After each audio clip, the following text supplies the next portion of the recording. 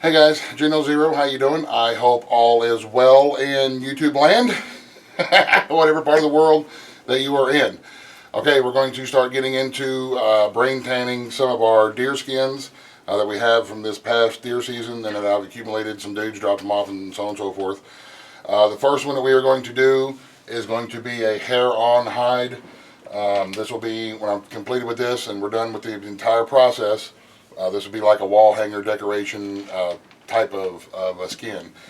Let me say before we get started, once again, I am not an expert. I am not a brainometrist or any of that kind of stuff. I'm not even any good at it. This is just what I'm doing. This is not a how-to. If you're looking for how-to, you got the wrong dude. Like I said, I don't know a whole lot about it. I just know what I've been taught and what I've researched on my own, and this is what we're going to try to experiment with. I don't know how this all started or where brain tanning come across or how it all started or anything, but I do have a theory. My theory is that some old Indian dude or some caveman dude was sitting around a campfire making brain stew one day, and he had like 3 or 4 little kids running around playing. You know what little kids do? Blah, blah, blah, blah, blah, running around the fire, and they spilled this cup of brain soup all over his pants. And he's like, "Damn it, you kids, you spilled your brain soup all over my very uncomfortable, stiff and itchy rawhide pants, and I'm never going to get this stuff out of here." Well, the next morning he puts his pants on and he's like, "Hey, these are nice and smooth and supple and very comfortable now. So, hey everybody, dump your brains on your pants. It makes them comfortable." I don't know. That's my theory anyway on how brain tanning come to be because, I mean, who would ever think it? So, anyway. Here we go. This is the skin that we put out on the rack to stretch and dry in the previous video. What I am doing is I let it dry completely. I want to make sure that it is dried and that any oils and residual fat and stuff like that that is on the inside of the skin is dried and gone before I start brain tanning it. And then I just take my little scraper that my buddy Ricky Wallace down there at Wallace Knife Works made for me, and I'm just giving it a go over, just to make sure that I have anything that's not supposed to be there scraped off so that it can tan properly.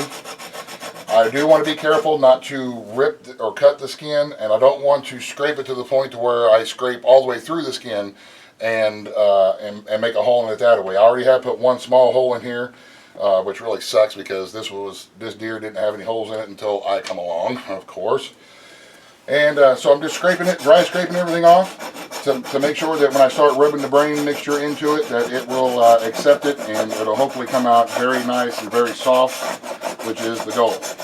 There are some places that are thicker on the skin. Naturally, the belly area of the skins are going to be a thinner skin, and then the back legs and the shoulders and all around the back is going to be a little bit of a thicker skin. But you still need to be careful and don't apply too much pressure onto my little scraper tool here, which I believe is just a file that he forged a file into making this little scraper tool for me.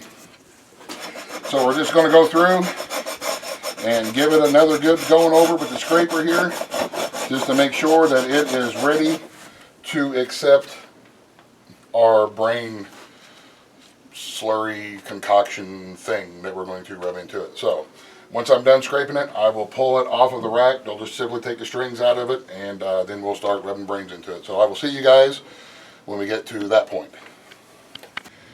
Okay, so now we are going to make our brain solution, slurry, slurpee, whatever it is that you want to call it. We're going to make a mush with these brains. These are beef brains that I got from around here. We have local meat processors that process and slaughter animals, and we can buy meat from there.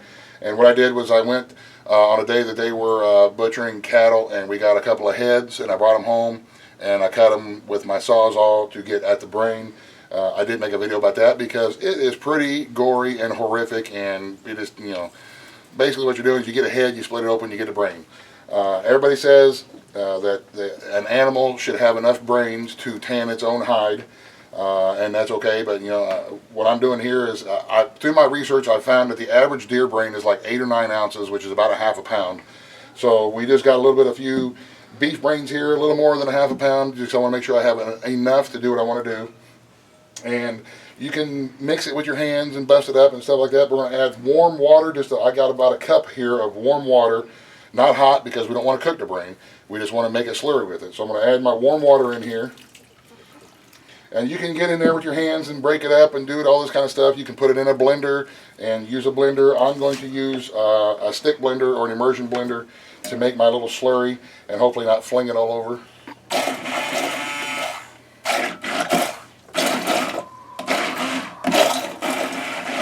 What we're after, in the brain, there's a lot of fat and there's a lot of certain enzymes and fats and stuff like that that are in the brain.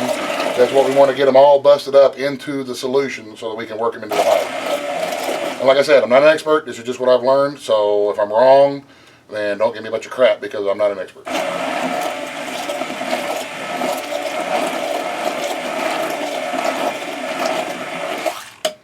Alrighty. That should be good. Don't it look delish? Alright, maybe not, but alright, that's what we need. Now, I'm going to start working this into our hide. I'm going to work it all around as much as I can, and I'm just going to take the solution and just start rubbing it in all around to get as much of the pores of the skin filled with this brain solution as I can. I don't want to try not to get any on the hair because I don't want to take a chance on having my hair slip on me. This is trying to keep the hair on. So I'm just going to go around now and work my little brain solution into this hide all around and let it start soaking in and working in with my fingers. I'm using my hands versus a brush or something because I want to feel with my hands for myself where I've hit and where's good and where's not. So this is what I'll be doing for the next few minutes, and I will see you guys when I get it all worked up and rubbed up. Alright guys, so we finished rubbing our little solution into our skin, and what I'm going to do now is I'm going to just fold it in on itself so that I can kind of let it sit and let it soak in. I'm going to also take it inside because it's pretty cold out and I don't want anything to freeze. I want it to soak into the skin. So we're going to take it inside and let it set overnight, and then tomorrow we will come out here and the real fun will begin. See you in the morning. Alright guys, so this has been sitting. This is a little bit later than I wanted to. We're into the afternoon now, but you know, sometimes things come up and you got to get your priorities straight. We had to fix fence and all that kind of stuff and do some work in the barn. But now we can unfold this and see. It feels, it doesn't feel stiff. That was my worry, that it would get dried out, start drying out and stiffen up again on me. So what we're going to do now is unfold it all. And it, as you can see, it's not stiff. So that we can start working on it and breaking it a little bit more and work it and break it and soften it up. What I have here is just an old pallet frame that has got a disc blade on it. It's an old farm implement called a disc blade on it that I take my file and I kind of rough it up to where it's instead of being sharp, it's good and dull. I can run my hand across it and it's not going to cut, so I'm fairly confident that it's not going to cut this hide as I'm working. And then I'm just going to work it like this, back and forth over this disc blade to try to put enough pressure on there to where we can break it and stretch it. We want those fibers to be pulled apart and stretched and broke, so that it'll keep the hide good and soft, and we'll just go all around it like this on that disc blade. And there's going to be some residual brain tanning solution on there. Then that's alright. We'll just wipe it off every once in a while and keep running over our hide. And we will do this, now we will do this until this part is dry. Oh yeah, it's going to take a while, so don't make no plans when you get into this, and make sure that your arms and your shoulders and your back are good and loosened up, because you're going to be here for a while and you're going to be doing this for a while, and it does take a little bit of work, but we'll get this hide broke and it will be all nice and soft, which is exactly what we want. So this is what I'll be doing until I don't know whenever it's dried out. So and we can stop and take a break a little bit, but you don't want to take too much of a break. You don't want to let it sit for too long and dry, because if it does, then it'll get stiff again, and it won't be nice, soft, supple leather. It'll be stiff, more like rawhide, and we'll have to start the whole process over again. So that's my understanding anyway. So there we go. Here's my plan. This is what I'll be doing. We'll see you guys after a little bit. Okay guys, you can see we're just going to keep working it, keep working it, keep working it, keep working it over this disc blade until it all gets broke. What we want is for the whole thing to be dry. And you see how it's kind of turning this whitish color? That's what we want. We want the whole thing to be dry and white, just like this. So we'll just keep working it on our disc. We're going to be running out of light here pretty soon, but that don't mean that we still ain't going to be working on this, but it will mean that we're not going to be able to make any videos in the dark. So we will pick up tomorrow. We'll keep working this until it's dry, just like this, back and forth over this disc blade. And if you come across an area that's a little bit more stiff, then that's where you can kind of put a little bit more pressure on this disc blade. You put a little bit more pressure on it, and that'll help stretch that hide out and break the hide so that you can keep on making it soft and supple. So that's what I'm doing. I got me a little hard spot right here towards the tail, and I'm just pulling it over that disc blade to where I can kind of break it, stretch it out, and break those fibers up in the hide. So this is what I'll be doing until it is done, and then tomorrow we'll have a look at the hide, and we will go to the next step, which will be getting it ready for smoking. We'll smoke it so that it'll have that nice color and the creosote so it'll preserve it and stuff. So anyway, like I say, if you plan on doing this, don't plan on going anywhere for a while, and don't plan on having not sore arms and not being tired. It's called working the hide for a reason. So this is a lot of work, but hopefully we'll have a nice finished product when we're done, and it'll be well worth it. So here we are. This is where I'm at so far. And this is probably going to turn out to be a long video, but this is, this is a process. This is a pretty long process, and we'll do the best we can with it. So there you have it. Getting there, slowly but surely. Looking good. Feels good and soft. So anyway, we will catch up with you guys at some point, probably tomorrow. Okay guys, we've been working on this hide now, and it's been a couple of days. We've just had other things pop up on our list, and we had to prioritize getting some other things done before we could continue to work on this. This has got a little bit of the rust color from that blade there, from the disc blade. There's a little bit of off color, like I say, from the rust, and that's a lesson learned. Next time I'll try to clean that blade off a little bit better before I start using it.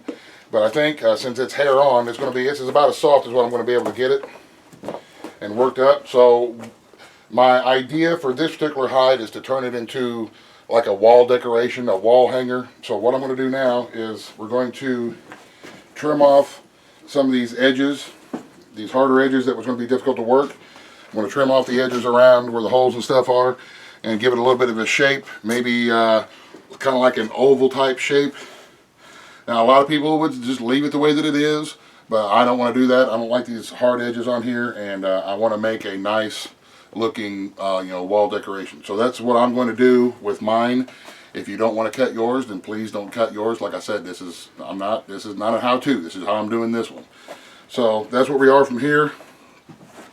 So all I'm going to do is just get my little thin blade skinning knife. We're going to start around, and we're just going to cut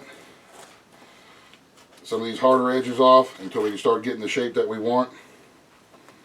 And once we get everything said and done, I think too, I've decided that since this is going to be a wall hanger, I might not smoke this particular hide. I may go ahead and seal it up with mink oil versus smoking it, because we're not going to be using this to make anything with other than a wall hanger. So if it were like when we start making our buckskins, we'll fold them and smoke them to give it that color. But since we're not going to be, you're only seeing the skin part, we're not going to be smoking it, so we don't need the color. So anywho, we're going to trim this up, and when we get all said and done with the whole final product, then we will show you what it looks like when we're done. So we'll see you here in a little bit. Okay guys, well, here's our finished product that we have. I think it came out pretty good.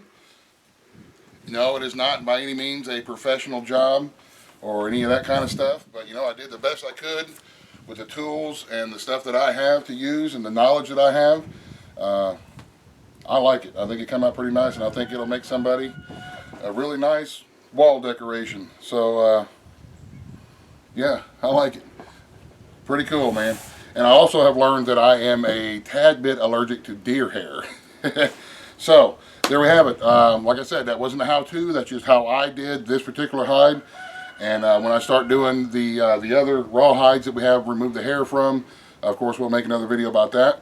And if there's anybody interested in this particular hide, please let me know via personal message or private message of some sort. I only have the one, so I don't have a whole lot. You know, we don't get a whole lot of deer. We don't have a whole lot of stuff that we're working with, so we do the best we can. But anywho, thanks for watching. I hope this helps. Just because you don't have all the very cool tools and all the great knowledge that, you know, awesome mountain dudes may have, or a taxidermy or something like that, doesn't mean that you can't give it a shot and try to make something cool yourself. So give it a shot. If I can do it, you guys can totally do it. Have a great day. Thanks for watching. God bless. The end. Buzz, buzz. The end.